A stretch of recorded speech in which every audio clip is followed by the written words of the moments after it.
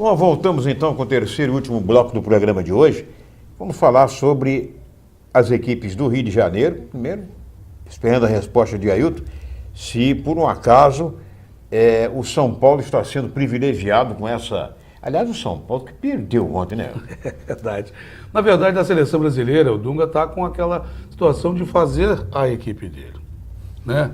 Ah, ele convocou... Então ele está prejudicando o Santos, tirou o melhor jogador em termos, que é o Robinho, né? Isso, é. Então, eu acho o seguinte, ele está convocando aqueles que ele acha que deve fazer parte da equipe dele.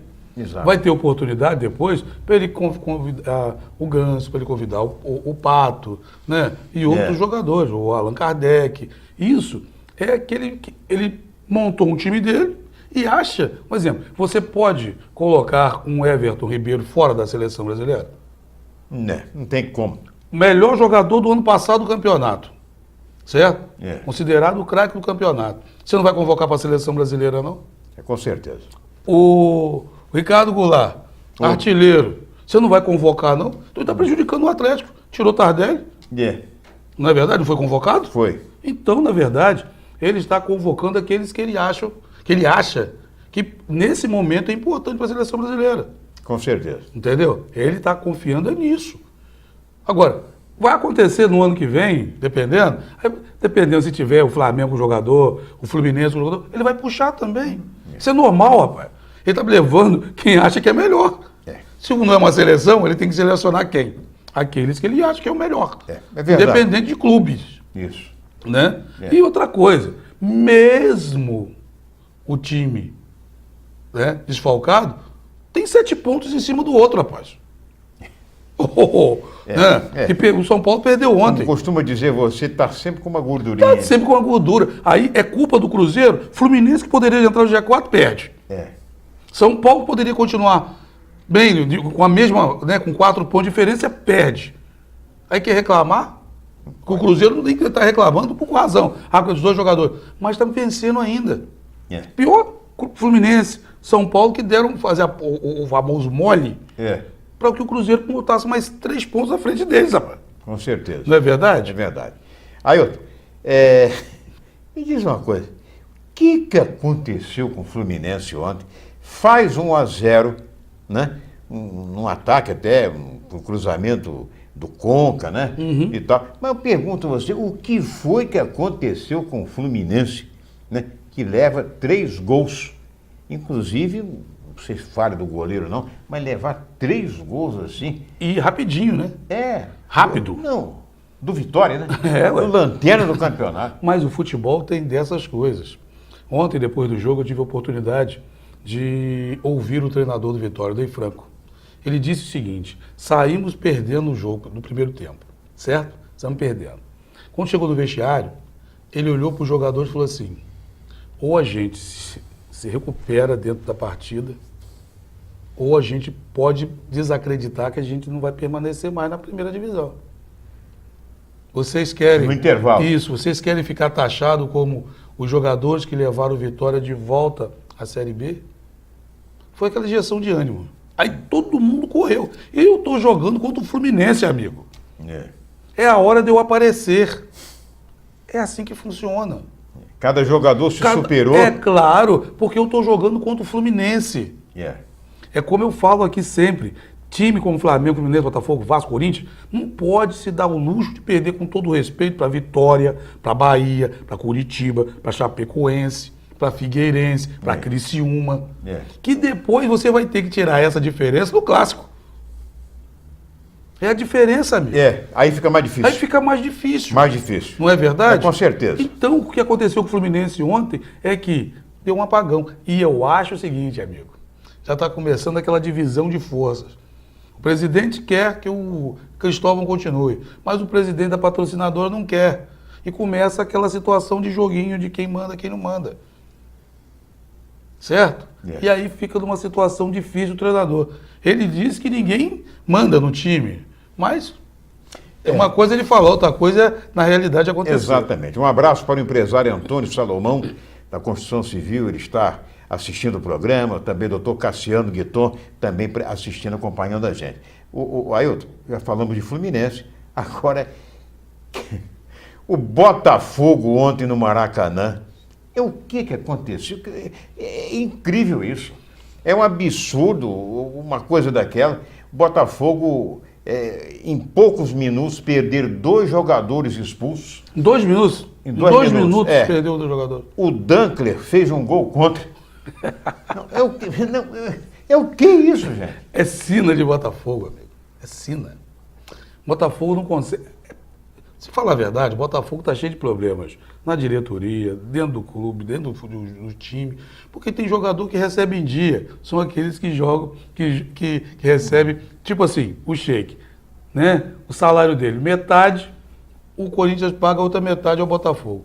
Se o Botafogo não depositar, ele não joga. Correto? Então o Botafogo deposita e jogar. E aí, e os outros que não recebem? Faz como? Você vai correr para ele? Aí tem Carlos Alberto, que vem na mesma situação. Quanto tempo o Carlos Alberto está no chinelinho? Hã? Quanto tempo? Já fez até aniversário, né? com bolo, com velhinho. Entendeu? Aí está contundido. Porque dor é sugestivo, né? Você não pode dizer que o cara não está sentindo dor. Não. Então, quando o cara tem um hematoma, ainda tem ressonância que mostra, né? Agora, dor não, dor é subjetivo, cara. Eu posso dizer aqui que eu estou morrendo de dor de cabeça. Você vai dizer que eu não estou? Eu posso dizer, eu estou morrendo de dor de cabeça. Vim fazer o programa, eu estou morrendo de dor de cabeça. Não estou aguentando. Correto? Correto. Agora, você pode provar que eu estou com dor de cabeça ou não? Dor é sugestivo, cara.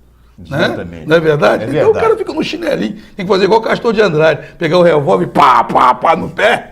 No instantinho o cara volta a jogar numa boa. Dança um samba aí. Entendeu?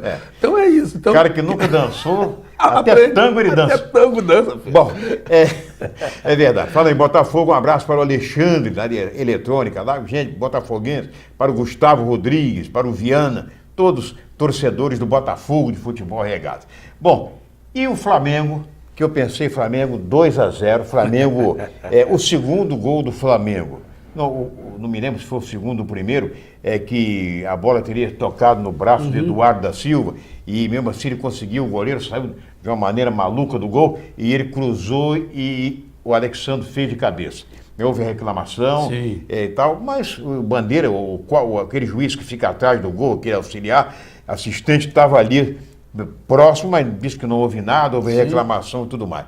E mesmo assim, o Flamengo permitiu a virada, quer dizer, na verdade não, o empate, vamos dizer assim, foi o segundo tempo completamente diferente. O jogo terminou empatado, não é isso? E também pela mudança tática que o Dorival fez, né? Primeiro ele fez no primeiro tempo ele fez um time suicida, com 4 atacantes, deixando o meio de campo à vontade para o Flamengo. Aí o Flamengo aproveitou, fez 2-0.